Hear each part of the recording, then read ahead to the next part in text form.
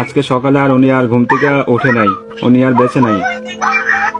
Please শান্ত হন, কান্নাকাটি করেন না প্লিজ। আরে জীবন, কি জীবন লে আসলাম দুনিয়াতে ভাই। টাকার জন্য বাপ মা ছাড়লাম, ভাই বোন ছাড়লাম, আত্মীয় স্বজন।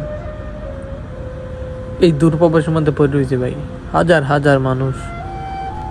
যখন এই দুর্প্রবাসের মধ্যে দেখি একটা প্রবাসী ভাই মারা গেছে, তখন নিজেকে আর কন্ট্রোল করতে পারি না। সচরাচর যে ঘটনাগুলো হইতেছে, আজকে একটা ভিডিও দেখলাম, একটা ভাই দুর্প্রবাসের মধ্যে ঘুমাইছে, ঘুমাইতে আর উঠতে পারে না। তখন তার রুমমেট তার ফ্যামিলিকে কল দেয়। যখন তার ফ্যামিলি আপনার কান্নাকাটি রেখে দেয়, মানে চোখ দিয়ে অটোমেটিকলি পানি চলে আসছে ভাই, কি বলবো। আর মনে হয়েছে যে যদি আমারও মৃত্যুটা আল্লাহ এই দুর্প্রবাসে লেখা রাখে, কারণ মৃত্যু তো কোনো গ্যারান্টি নেই ভাই, মৃত্যু অনিবার্য, যে কোনো সময় আসতে পারে। তখন কি আমার দেশের মাটি আমার কপালে জুটবে, কবে লাশ যাবে, আমার আম্মাও আমার জন্য কত কান্না করবে।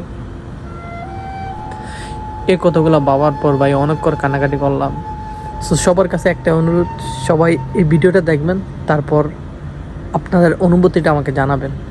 স্পেশালি প্রবাসী ভাইয়েরা এই ভিডিওটা দেখবেন আর আপনাদের অনুভূতিটা জানাবেন আমাকে।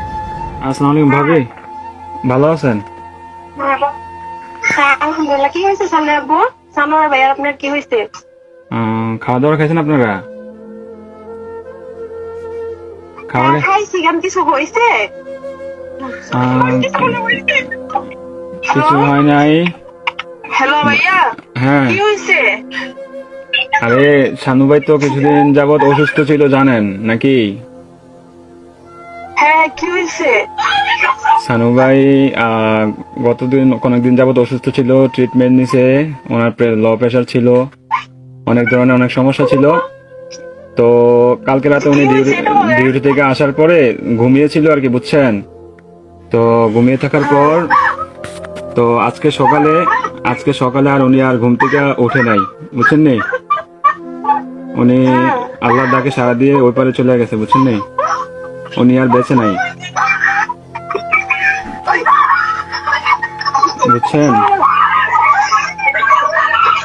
ও প্লিজ ভাবি, প্লিজ শান্ত হন, কান্নাকাটি করেন না প্লিজ। আপনার ছেলেটাকে একটু সান্ত্বনা দেন।